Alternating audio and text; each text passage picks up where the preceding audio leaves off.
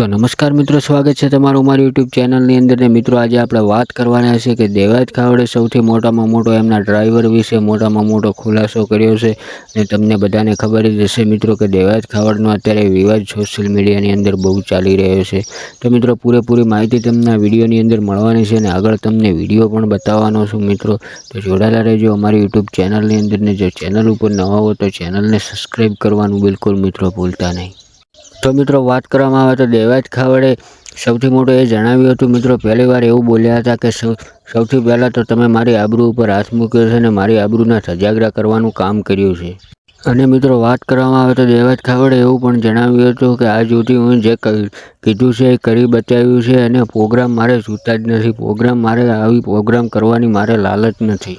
અને મિત્રો વાત કરવામાં આવે ત્યારે તો દેવાયત ખાવડે એવું પણ જણાવ્યું હતું કે ભગતસિંહ, મેં તમને સંબંધની અંદર હા પાડી હતી ને હવે તમે તૈયાર ના રહો તો તમને માતાજીના હમ છે એવા હમ પણ કીધા હતા।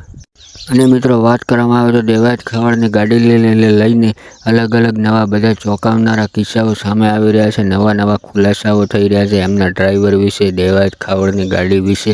તો મિત્રો વાત કરવામાં આવે તો મેઘરાજસિંહ જે છે એ ભાજપની અંદર મિત્રો કામ કરે છે અને સૌથી મોટામાં મોટા વ્યક્તિ છે મિત્રો।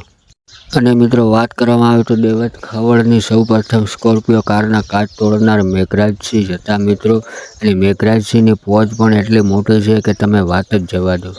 અને મિત્રો વાત કરવામાં આવે તો મેઘરાજસિંહના પિતા પણ ભાજપની અંદર જોડાયેલા છે અને મેઘરાજસિંહ પણ ભાજપની અંદર મિત્રો જોડાયેલા છે। તો મિત્રો મેઘરાજસિંહના માણસો દ્વારા દેવાયત ખાવડના ડ્રાઈવર ઉપર પણ મિત્રો હુમલો કરવામાં આવ્યો હતો અને 8 લાખની છેતરપિંડીનો કેસ પણ કરવામાં આવ્યો છે। તો મિત્રો વાત કરવામાં આવે તો બંને પાર્ટીઓ દ્વારા પોલીસ સ્ટેશનની અંદર કેસ પણ નાખી દેવામાં આવ્યા છે। અને મિત્રો વાત કરવામાં આવે તો દેવાયત ખાવડનો સૌથી મોટો ખુલાસાની વાત કરીએ તો મિત્રો દેવાયત ખાવડના જે વકીલ રાખવામાં આવ્યા હતા એ એવું જણાવી રહ્યા છે કે મિત્રો ગાડી ગઈ તળાવની અંદર કોણે નાખી હતી અને કોના દ્વારા નાખવામાં આવી છે।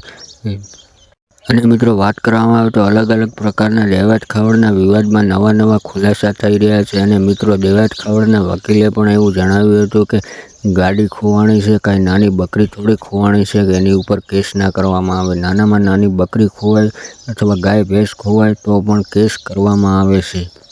તો મિત્રો વિડીયોને લાઈક અને ચેનલને સબસ્ક્રાઈબ કરવાનું ના ભૂલતા।